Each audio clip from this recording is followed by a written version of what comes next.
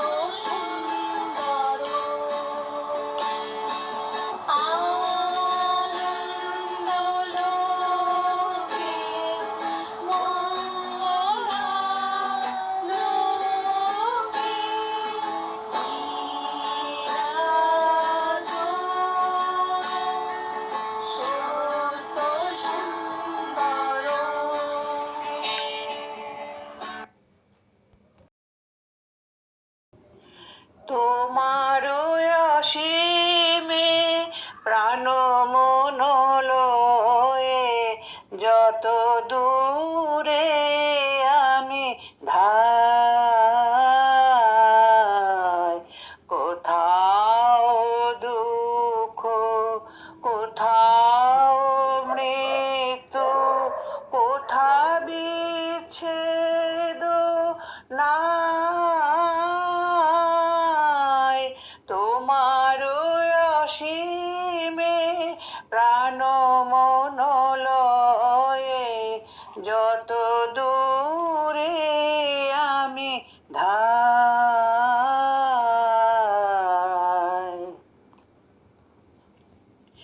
মৃত্যু সে ধরে মৃত্যুর রূপ, দুঃখ হয় হে দুঃখের কূপ। মৃত্যু সে ধরে মৃত্যুর রূপ, দুঃখ হয় হে দুঃখের কূপ। তোমা হতে যাবে হইয়ে বিমুখ, আপনার পানে চাই। তোমার অসীমে প্রাণ মন লয়ে যত দূরে আমি ধাই। তোমার অসীমে প্রাণ মন লয়ে যত দূরে আমি ধাই।